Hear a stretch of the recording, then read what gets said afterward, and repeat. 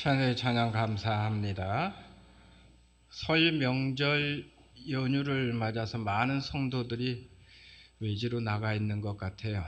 특별히 우리 교회는 이 육지 것들이 많아가지고 이렇게 명절이 되면 고향을 찾아 외지로 나가는 성도들이 많습니다. 어떻게 설 명절 잘 보내고 있습니까? 예, 우리 인사해 봅시다. 또 새해 복 많이 받으세요.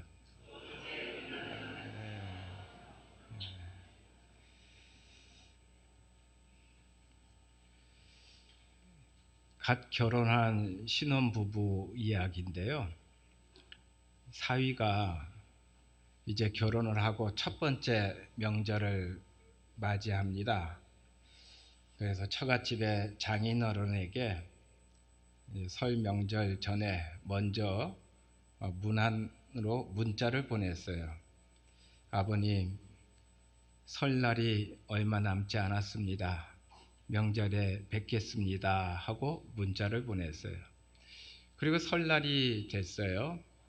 아내에게 여보 우리 오랜만에 처갓집 가자 했더니 아내가 뭐라 그러냐면 당신 아버지에게 뭐라고 문자를 보냈는데 아버지가 그렇게 화를 내? 그리고 당신 오지 마라 그러는데 그래요. 왜? 설날이 얼마 안 남았습니다. 명절에 뵙겠습니다 하고 문자 보냈는데 그리고는 자기가 보낸 문자를 다시 확인했어요. 그리고는 깜짝 놀랐습니다. 설날이 얼마 남지 않았습니다 라고 문자를 보낸 줄 알았는데 문자에 보니까 살날이 얼마 남지 않았습니다. 명절에 뵙겠습니다 하고 보낸 거예요. 우리가 설날을 보내는 것, 근데 어떻게 보면 정말 우리 살 날이 얼마 남지 않았다. 살 날이 줄어드는 것 같아요. 근데 사랑하는 성도 여러분, 여러분들 이 땅에서 사는 동안에 하나님의 은혜와 축복을 받으며 살기 바랍니다. 그리고 이 땅의 삶이 다한 후에 그냥 죽는 허무한 인생이 아니라 우리 주님과 함께 또 영원한 생명을 누리는 모든 성도들 될 수 있기를 바랍니다. 사람들은 저마다 살아가는 삶의 방식들이 있어요. 어떤 사람은 돈 때문에 삽니다. 어떤 사람은 명예와 권력으로 삽니다. 어떤 사람은 자존심으로 삽니다. 그런데 저와 여러분은 그리스도인이에요. 그리스도인은 하나님의 방식에 나를 맞춰가는 게 그리스도인이에요. 세상의 방식대로 살아가는 자들이 아니라 지금까지는 세상의 방식대로 살아왔지만 이제는 세상의 방식이 아닌 하나님의 방식에 나를 맞춰가는 것, 바로 이게 그리스도인이에요. 저와 여러분 하나님의 방식에 나를 맞춰가는 자들 될 수 있기를 바랍니다. 오늘 성경은 바로 이 하나님의 방식을 얘기해 주고 있어요.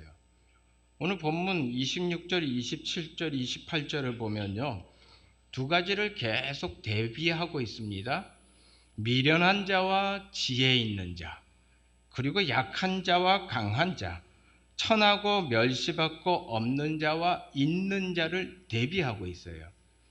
세상의 방식은 누구를 좋아하고 누구를 씁니까?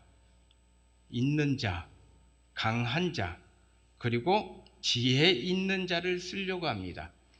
이제 4월 달에 총선이 있죠. 총선을 준비하는 예비 후보들 지금 벌써들 막 나옵니다. 그 총선 때 보세요. 서로 자기가 잘났다 그래요. 서로 자기가 힘이 있다 그래요. 그래서 나를 뽑아달라 그러죠. 이게 세상의 방식입니다. 그런데 하나님의 방식은 세상의 방식과 다르다는 거예요. 하나님의 방식은 오히려 미련한 자를, 약한 자를, 천하고 멸시받고 없는 자를 하나님은 부르셨다. 그리고 그들을 쓰셨다. 그 약한 자를 강한 자로 바꾸는 것, 바로 이게 하나님의 방식이다 하는 거예요. 26절 보면요. 형제들아 너희를 부르심을 보라. 육체를 따라 지혜로운 자가 많지 아니하며 능한 자가 많지 아니하며 문벌 좋은 자가 많지 않도다 그랬어요. 하나님이 하나님의 일을 위해 사람을 불렀는데 강한 자를 부른 게 아니라 지혜 있는 자를 부른 게 아니라 학벌이 좋고 문벌이 좋은 자를 부른 게 아니라는 거예요. 초대교회에 바로 이 하나님의 일을 감당했던 이들을 뭐라고 불렀냐면요, 무식쟁이다라고 하는 뜻을 가진 아그람마타라고 불렀습니다. 아그람마타. 유대인들이 보기에, 헬라인들이 보기에 이들은 무식쟁이야. 아는 것도 별로 없어. 그 집안도 변변치 않아. 참 천한 사람들이야. 아그람마타라고 불렀어요. 그러나 이 아그람마타들을 통해서 복음의 놀라운 일들이 일어났고, 이 아그람마타를 통해서 세상이 바뀌는 역사들이 일어났다는 거예요. 저와 여러분, 먼저는 우리가 약한 자임을 하나님 앞에 인정하며 고백할 수 있기를 바랍니다. 나 잘났다고 하는 사람 하나님이 쓸 수가 없어요. 왜냐면요, 그 사람을 써서 그 사람을 통해 어떤 놀라운 하나님의 일이 드러나면 하나님의 도우심으로 내가 이 일을 했습니다라고 고백하지 않죠. 내가 잘났기 때문에, 내가 능력이 있어서, 내가 힘이 있어서 내가 이런 일을 했습니다라고 자랑하게 돼요. 우리가 약한 자가 될 때 하나님은 우리를 쓸 수 있습니다. 여러분, 사도 바울이 원래 이름의 뜻이 뭡니까? 원래 이름이 뭡니까? 사울이에요. 사울이 바울로 변했어요. 사울의 이름의 뜻이 뭔지 아세요? 사울의 이름의 뜻은 큰 자, 강한 자라고 하는 뜻을 가지고 있어요. 사울은 성경에서 자기 자신에 대해서 이렇게 몇 번 진술을 합니다. 나는 로마 시민권을 가지고 있습니다. 로마 시민권은 아무나 가지고 있는 게 아니에요. 그 대단한 집안이 아니면 로마 시민권을 가질 수 없어요. 곧 나는 로마 시민권을 가지고 있다라고 하는 것은 우리 집안의 배경은 빵빵합니다는 거예요. 그 다음에 나는 가말리엘의 문화생입니다. 가말리엘이라고 하는 사람은 당대의 가장 최고의 율법 학자였습니다. 오늘날로 얘기하면 가장 최고의 교육을 받았습니다. 나는 학벌도 좋습니다. 그리고 나는 바리새인 중에 바리새인입니다. 여러분, 바리새인은 뭐로 살았냐면 바리새인은 자존심으로 살았어요. 나는 누구보다 율법을 잘 압니다. 그리고 율법을 지킵니다. 이 자존심이 센 사람들이 바리새인이에요. 바리새인 중에 바리새인입니다. 엄청난 자존심을 가지고 살아갔다는 거예요. 사울이 다메섹 도상에서 예수님을 만납니다. 다메섹으로 뭐 하러 갔어요? 다메섹에 있는 그리스도인들을 잡으러 갑니다. 공문서를 손에 딱 쥐었어요. 그리고 성경에 보면 그 모습이 살기가 등등하였다. 곧 이 모습은요, 기세가 등등했다는 거예요. 자부심을 가지고 있었다는 겁니다. 봐라, 나에게는 이런 힘이 있어 하는 자부심을 가지고 그 길을 갔다는 거예요. 이런 사울을 하나님은 쓸 수가 없었어요. 그래서 다메섹 도상에서 그를 거꾸로 들이셨습니다. 그의 눈이 깜깜하게 암흑 속에 아무것도 보지 못하게 했어요. 그동안 자신의 배경을 자랑하고 자존심을 내세우고 자부심을 가지고 살아왔던 사울이 이제 누구의 도움도 없이는 아무것도 할 수 없는 사람이 되고 말다. 바로 그때 예수님을 만나게 되는 거예요. 그리고 사울이 바울로 바뀝니다. 바울이라고 하는 이름의 뜻은 작은 자, 약한 자라고 하는 뜻이에요. 강한 자, 큰 자였던 사울이 다메섹 도상에서 거꾸로진 다음에 바울로 바뀌었어요. 그때야 하나님이 쓸 수 있다는 거예요. 그런데 하나님이 이제 사울을 바울로 바꿔서 복음의 큰 일꾼 삼으시고 이제 하나님의 큰 일을 맡겼습니다. 그렇다면 바울에게 건강도 주고 물질도 주고 바울이 그 일을 감당할 수 있는 큰 능력도 주어야죠. 고린도 후서에 보면 고린도 후서 12장 7절에서 10절까지에 바울이 이렇게 얘기합니다. 여러 계시를 받은 것이 지극히 크므로 너무 자만하지 않게 하시려고 내 육체의 가시 곧 사탄의 사자를 주셨으니 이는 나를 쳐서 너무 자만하지 않게 하려 하심이라. 이것이 내게서 떠나가게 하기 위하여 내가 3번 주께 간구하였더니 나에게 이르기를 내 은혜가 네게 족하도다. 이는 내 능력이 약한 데서 온전하여 짐이라 하신지라. 그러므로 도리어 크게 기뻐함으로 나의 여러 약한 것들에 대하여 자랑하리니 이는 그리스도의 능력이 내게 머물게 하려 함이라. 그러므로 내가 그리스도를 위하여 약한 것들과 능욕과 군핍과 박해와 곤고를 기뻐하노니 이는 내가 약할 그때가 강함이라라고 했어요. 하나님 바울에게 뭘 남겨줬다고요? 육체의 가시를 남겨줬다. 성서학자들은 도대체 바울이 말한 육체의 가시가 뭔가를 연구했어요. 그런데 2가지로 압축됩니다. 하나는 다메섹 도상에서 그가 눈에 비늘이 덮였고 눈이 보이지 않았던 그것을 근거로 해서 바울은 그 다음부터 아주 심한 안질을 앓았을 거다. 안질이라고 한 것, 즉 눈병을 앓았을 거라는 거예요. 또 하나는 바울은 간질을 앓았을 것이다 라고 얘기합니다. 여러분, 간질이 뭡니까? 발작이 일어나는 거죠. 갑자기. 안질이든 간질이든 이게 얼마나 괴로웠으면 바울이 뭐라고 얘기했어요? 이 육체의 가시가 사탄의 사자 같다라고 했습니다. 그만큼 괴로웠다는 거예요. 그래서 하나님한테 몇 번? 3번씩이나 하나님 나 육체의 가시를 없애주세요 하고 기도했는데 하나님 뭐라 그랬어요? 육체의 가시를 네가 가지고 가라. 왜? 네가 약해야 나를 찾기 때문이다. 네가 약해야 내 능력이 너를 통해 오히려 드러나기 때문이다. 이걸 깨달은 바울이 내가 약할 그때가 강함입니다라고 고백하는 거예요. 사랑하는 성도 여러분, 혹시 저와 여러분에게 육체의 가시가 있습니까? 그 육체의 가시가 오히려 내가 더욱 하나님 바라보게 하는 나의 약함임을 인정하고 고백할 수 있기를 바랍니다. 내 삶에 가시가 있습니까? 내 삶의 가시 때문에 나는 더욱 하나님을 찾게 됩니다. 삶의 가시가 있어서 하나님의 도우심을 구하게 됩니다. 삶의 가시가 있어서 내 능력으로 사는 게 아니라 하나님의 능력으로 살기를 원합니다. 삶의 가시가 있다면 그 삶의 가시를 나의 약함으로 인정하고 그 나의 약함을 고백하는 성도들이 될 수 있기를 바랍니다.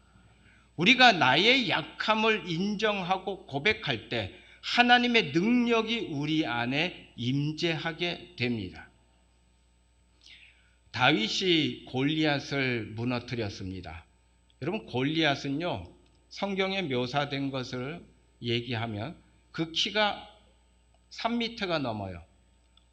우리가 2m만 돼도 야 대단하게 크다라고 하는데 그 키가 3m가 넘어요. 그 다음에 그가 입고 있었던 철 갑옷 옷이 있는데 그 철 갑옷 옷의 무게가 65kg입니다. 65kg나 되는 그 철 갑옷 옷을 입고 투구를 쓰고 그리고 전쟁을 할 수 있었다면 골리앗은 엄청난 장수였다는 거예요. 그가 손에 들고 있었던 창의 무게가 7kg입니다. 이 7kg나 되는 창을 들고 그는 막 휘두를 수 있었다. 그는 상당히 힘이 셌다는 거예요. 그런데 이 골리앗이 무엇으로 무너졌어요? 다윗이 던진 물맷돌로요? 물맷돌이 골리앗을 무너뜨렸습니까? 아니에요. 물맷돌이 아니에요. 자, 창세기 17장에서 다윗이 골리앗을 무너뜨린 장면이 나오는데 그 앞에 16장에 보면 이런 내용이 나와요. 하나님이 사무엘 선지자를 통해서 앞으로 사울 왕을 이어서 왕이 될 사람을 찾아 기름을 붓게 하는 장면이 나옵니다. 그래서 이새를 찾아갔어요. 그리고 이새의 아들들 중에 하나님이 기름 부어 왕이 될 사람이 있다는 것을 사무엘 선지자가 알고 그의 아들들을 만납니다. 첫째 엘리야, 둘째 아미나다, 셋째 삼마. 그런데 아니래요. 그래서 이새에게 물어보죠. 너 자식이 몇 명 있냐? 7명 있어요.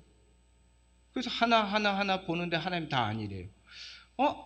네 자식들 가운데 분명히 앞으로 이스라엘의 왕이 될 거고 내가 그에게 기름을 부으러 왔는데 너 아들이 하나 더 있지? 그러니까 그때서야 이새가 뭐라고 얘기하냐면요. 얘 막내가 하나 있긴 있는데 그는 양이나 치는 자입니다 라고 얘기했어요. 즉 다윗이 어떤 인물이었고 다윗이 어떤 배경을 가지고 있었는가를 우리가 볼 수 있어요. 그 아버지조차도 이놈은 별 볼 일 없는 놈이에요. 쓸데가 없어요. 그냥 나가서 양이나 치는 자예요. 이렇게 생각했던 게 다윗이에요. 참 연약한 인생, 별 볼 일 없는 인생, 인정받지 못하는 인생이었어요. 그 다윗이 양을 치기 위해 데리고 나갑니다. 어둠이 찾아오죠. 무서워요. 외로워요. 겁이 나요. 그런데 늑대가 나타나고 이리가 나타나고 사자가 나타나요. 하나님 나 너무너무 무서워요. 하나님 나 너무너무 약해요. 하나님 아시잖아요. 내가 얼마나 약한지. 하나님이 도와주지 않으면 나는 이 양을 지킬 수 없을 뿐더러 내 생명도 못 지켜요. 하나님 도와주세요.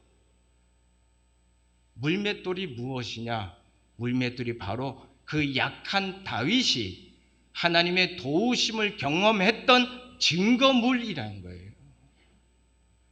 물맷돌을 그냥 던져서 골리앗을 쓰러뜨린 게 아니라 사무엘상 17장 45절에 보면 다윗이 뭐라고 해요? 골리앗에게 나아가면서 너는 칼과 창과 단창으로 나에게 오지만 나는 만군의 여호와의 이름으로 너에게 간다. 만군의 여호와, 즉 체바오트예요. 체바오트, 능력의 하나님, 통치자인 하나님, 내가 경험한 하나님이라는 거예요. 약한 나를 붙잡았던 하나님의 능력, 어리석은 나를 붙잡았던 하나님의 능력, 별 볼 일 없는 나를 붙잡았던 그 하나님의 능력, 바로 내가 그 하나님의 능력으로 나아간다. 그때 골리앗이 무너진 거예요. 사랑하는 성도 여러분, 우리가 나의 약함을 인정하고 하나님의 도우심을 구할 때 하나님의 능력이 우리 안에 임재하고 그 하나님의 능력으로 골리앗을 무너뜨리는 자가 될 줄로 믿습니다. 제가 잘 알고 있는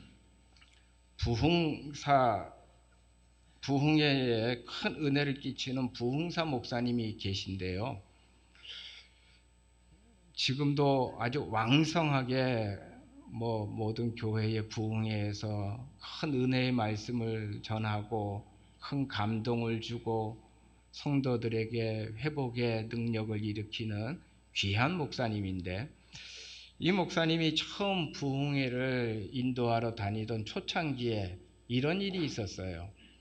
미국의 보스턴에 있는 보스턴 한인교회에서 이 목사님에게 부흥회를 하는데 강사로 좀 와달라고 초청을 했습니다. 그런데 그 보스턴 한인교회 목사님이 이렇게 말을 덧붙이더래요. 목사님, 그런데 우리 교회 교인들은요 수준이 높아요. 이 보스턴의 대학의 교수들도 많이 우리 교회 나오고, 보스턴에는 또 MIT 공대라고 해서 미국뿐만 아니라 전 세계의 최고의 기술공학의 공학도들이 다니고 있는 공대가 있는데, 그 MIT 공대의 공대생들도 우리 교회는 많아요. 또 이 보스턴시에 한인회를 주름잡고 있는 그런 영향력 있는 인물들도 우리 교회에 많습니다. 그래서 목사님, 부흥회를 준비하는데 잘 준비하셔야 합니다 라고 얘기하더래요. 이게 그냥 마음에 큰 부담이 돼버렸어요. 야, 이거 참 저렇게 지식이 높고 생활 수준도 높고 모든 수준이 높은 이들에게 내가 어떻게 말씀을 전할까. 그리고 이제 비행기를 타고 보스턴에 가서 저녁 식사를 하고 첫째 날 저녁 집회를 합니다. 그런데 첫째 날 저녁 집회가 그냥 성도들이 뜨거운 은혜를 받는 거예요. 말씀 전하는데 그냥 아멘 아멘 하는 소리들이 나오고 통성으로 같이 기도하는데 눈물을 쏟으며 콧물을 쏟으며 기도해요. 별거 아니네. 대학 교수도 별거 아니네. MIT 공대생들도 별거 아니네. 이런 자신감이 막 듭니다. 둘째 날 집회를 하러 갔는데 이제 정반대의 모습이 나타나는 거예요. 분명히 어저께 첫째 날 집회에는 그냥 아멘 아멘 하고 눈물을 쏟고 함께 뜨겁게 그렇게 은혜를 받았던 사람들이 갑자기 싸늘하게 또 냉랭해져 있고, 말씀을 전하는데 아무리 아멘 좀 하소 해도 그냥 아무 소리도 안 하고 그냥 조용하고 또 졸기도 하고 자기도 하고 이러더래요. 둘째 날 완전히 그냥 쩔쩔매면서 집회를 망쳤어요. 그리고 숙소로 돌아와서 하나님 앞에 한탄을 했답니다. 하나님, 이게 뭡니까 이게? 어저께는 그렇게 뜨거운 집회였는데 오늘은 왜 이렇게 싸늘하게 식어버렸습니까? 그랬더니 그때 하나님이 이렇게 비꼬시더래요. 야, 너 내가 도와주지 않아도 잘할 것 같더라. 한번 해봐라. 너 혼자 한번 해봐라. 그러더래요. 그때 아차 싶더래요. 처음에 그 부흥의 부탁을 받고 너무나 마음이 부담이 왔고, 그래서 그때부터 하나님께 하나님 도와달라고, 저들의 냉랭한 가슴에 하나님의 뜨거운 불길이, 하나님의 뜨거운 영이 임해서 그래서 뜨거운 은혜의 집회가 되게 해달라고, 부족한 내 입술을 하나님 써달라고 그렇게 기도했고, 10시간이 넘는 비행기를 타고 가면서도 제대로 잠을 자지 못하고 그냥 하나님께 매달리고 그 간절한 심정으로 하나님 앞에 나아가서 밥을 먹을 때도 하나님 도와주세요, 오늘 집회 도와달라고 그렇게 했더니 첫날 그 놀라운 부흥의 역사가 일어났는데, 내가 하나님의 도우심을 구하지 않고 괜찮네, 나 잘하는구나 했을 때, 싸늘하게 식어버린 그들의 모습을 봤을 때 이게 내 문제였구나 하는 것을 깨달았다는 거예요.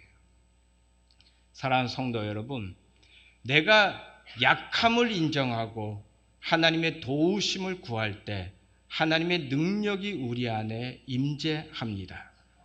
그 하나님의 능력이 약한 나를 강한 하나님의 역사로 이끌어 가시는 거예요. 올 한 해 우리 성도들이 이 하나님의 방식으로 살 수 있기를 바랍니다. 나의 약함을 인정하고 나의 약함을 고백하고 하나님 도와주지 않으면, 하나님이 붙잡아 주지 않으면 나는 아무것도 할 수 없습니다.